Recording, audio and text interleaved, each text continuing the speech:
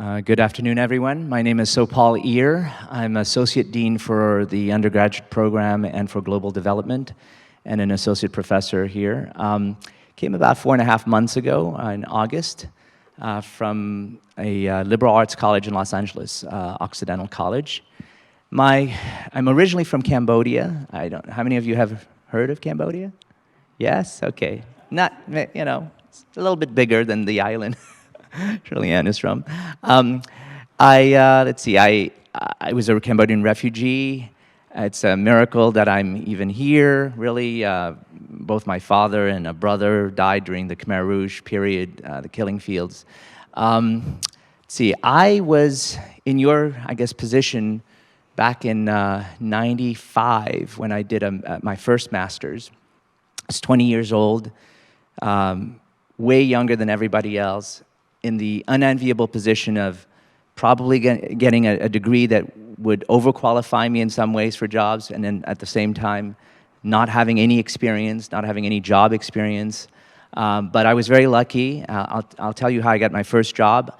One day, while I was in my first year of the master's program, I said that I knew how to create web pages. So I said, if anybody wants to know how to create a home page, come to the computer lab at this time on this date, and I will teach you how. And few people showed up. I showed them how to do it, and I thought nothing of it. I was just doing a little service for people. The next year, when I was looking for a job, I saw this ad come through for a knowledge management person at the World Bank, and I didn't think I would be qualified for that. I mean, knowledge management, I didn't even know what it was. And the person who was recruiting was an alum from the school, and she had just graduated the year before. And so she remembered that I did this workshop on how to do home pages. So as soon as I expressed interest, she said to her boss that, so Paul knows how to do this stuff. He's great. I had no idea how to do it. But anyways, you learn, right? You can fake it until you make it.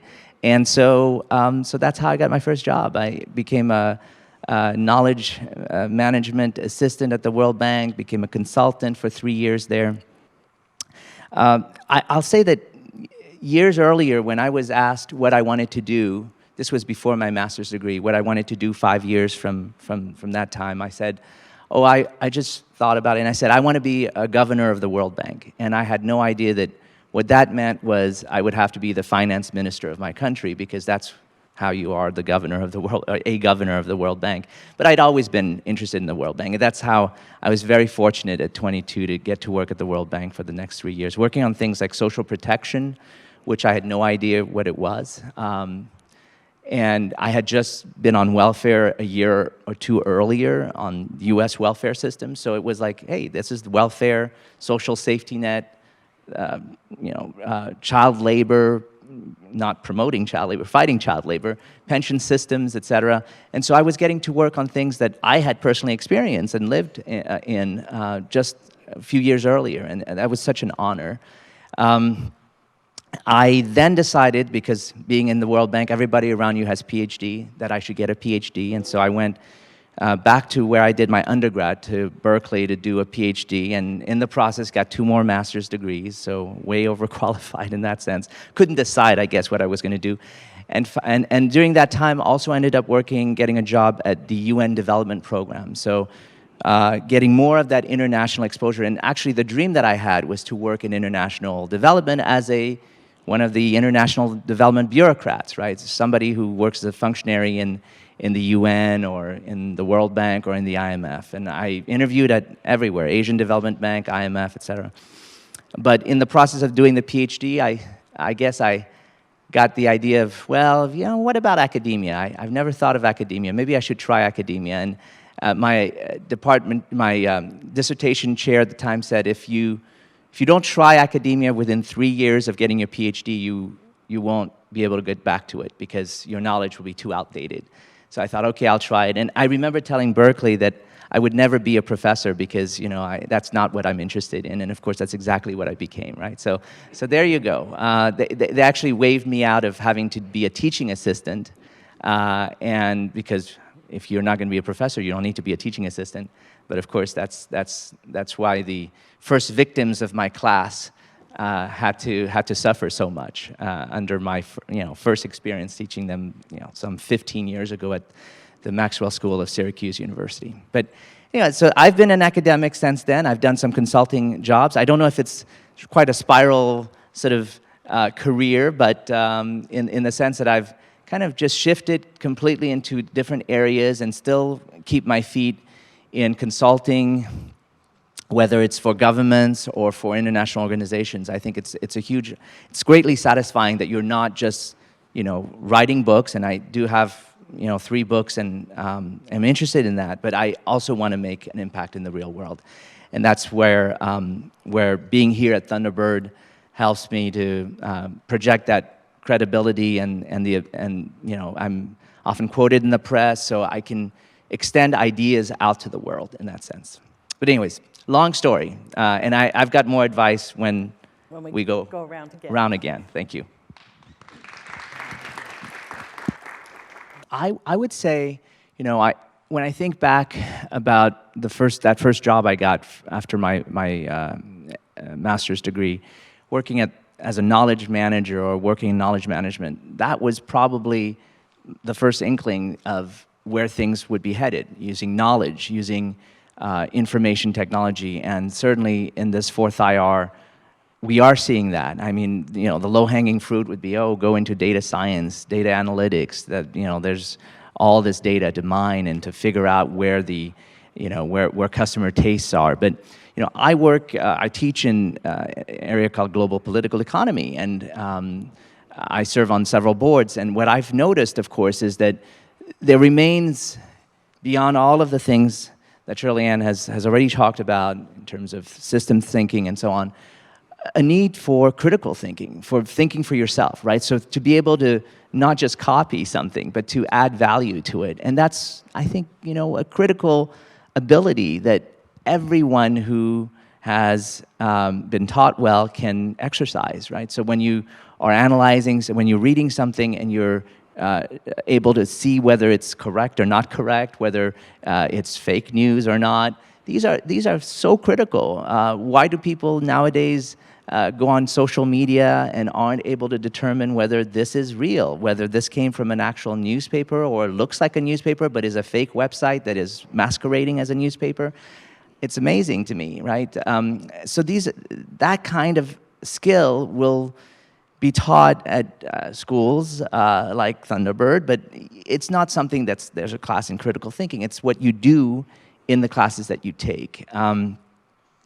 I am reminded, and I've said this, and I don't know if it would be popular here at a school like Thunderbird, but there's a meme out there with this Malaysian billionaire guy, Mr. Kwok, I think is his name, in which he says, PhD, MBA, I don't look at these things. I look at attitude.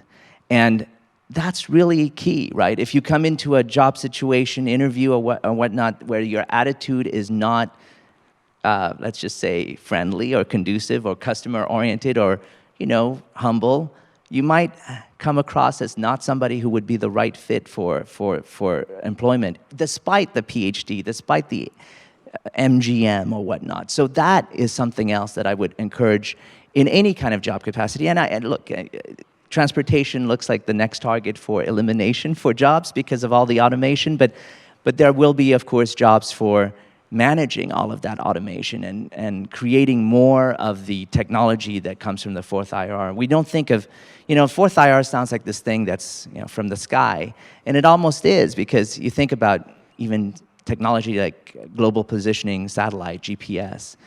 It has done more to reduce our use of carbon than virtually anything else. Suddenly, you're not having to get lost all the time. You can get to your destination efficiently, quickly. You can avoid traffic. That's technology that was created decades ago, was put in place by the military, and now services everybody who has an iPhone, a smartphone, any GPS device that can track the signals of 3 or 4 of those satellites. The kinds of jobs we can't necessarily see now, but are definitely these kinds of jobs that you can position yourself for in the future, are aware of, whether it's the Intergalactic Space Leadership Academy that Dean Kagram talks about, or or just being ready for the next thing, right? So whether Elon Musk and Jeff Bezos starting out these space ventures, you can position yourselves in a way where, at the very least, I would ask that you enjoy what you're doing, because if you enjoy what you're doing, you're not actually working, and you're having a great time, and that's, I think, the most important thing in the end. Thank you. Thank you, Sophal. That question, and just before I answer that, I will say that I think what Patrick was getting at is the idea that you'll end up managing the very folks that have that deep knowledge, all the technical skills. So they'll need managers, and you'll be those managers. But the humble aspect of it is, yes, I know that in American culture there's a very much view of, well, it's not just selling yourself, it's overselling yourself. It's maybe saying a little bit more than is real, in fact. And I think that the balance is really where you, let me give you an example. When I taught at Occidental College before this, I'm a young global leader of the World Economic Forum, and I had introduced a student who was looking to connect with somebody who was also like me, a young global leader of the World Economic Forum. And this student approached them by writing an email in which they started saying, "Dear colleague," and it was very strange, because for me, I thought, this person doesn't have a bachelor's degree yet and is writing to somebody who's quite senior to them and basically referring to them as though they were equals somehow. Showing the deference to the person will help you certainly endear yourself to that person more than beginning to present yourself as, I'm this, not yet bachelor degree holding person, and I consider myself to be your equal, which is really crazy, right? So that's what I mean by being humble, in the sense of knowing that in a situation where you're asking for somebody for help, asking for their assistance, you want to be careful in how you approach them, and you want to say to them that, you don't want to refer to them as though they were like you, a student at the same college. There's somebody who's 20, 30 years older, et cetera. But I would simply say that you still need to, of course, in any kind of context, present yourself as having the skills that you have. You don't want to be a potted plant in an interview where you don't speak about what you know. You want to talk about what it is you know, what skills you have, what you can contribute, what value you add. These things are going to jump, they're in the resume, but you also need to verbalize them, because a lot of people don't even read the resume properly, right? So it was one of my favorite interview questions when I interview people is there something that you haven't put in your application or on your resume that you would like me to know about you? And this is your chance to basically fill in the blanks. Tell me something that I should have known and haven't talked to you about yet. So that's what I'm referring to. And look, people prefer, you can go into more places if you're small than if you're very large and taking up a lot of oxygen in the room, right? That's just the bottom line. Thank you. And I don't know if this is the best career advice, but I'll say on just following up on the selling yourself point. About 12 years ago, when I spoke at TED, the TED conference, I was a TED fellow, and people around, I met this guy. He said, so there's a rule at TED: you don't sell from the stage, right? You don't promote your book, you don't promote your company. You're not supposed to do any of that. And I wasn't doing that. I didn't think of myself as doing that. But what he told me was that everybody sells. Everybody sells from the stage. You might not see the advertisement, the product placement or whatnot, but they're always selling something. Think of yourself, of course, as always selling something, in the sense that you're selling yourself as your skills, your knowledge, your value as an individual. And as a parent, certainly, when I think of my kids, if there's a skill that I would like them to be able to take away after I'm gone, is that they're able to at least survive, right, and sell and be able to communicate in the world. And that's all the skills we've talked about here today. This ability to have emotional intelligence, this ability to have critical thinking, this ability to be valuable. And where others see that, you've basically made a sale in that sense. You may not be a salesman in the sense of I'm selling windows or whatever, but you're selling of yourself. And if you can't do that, it becomes very difficult to then say, well, why should somebody give you a chance if you're not able to communicate that value that you add? Anyways, that's one thought.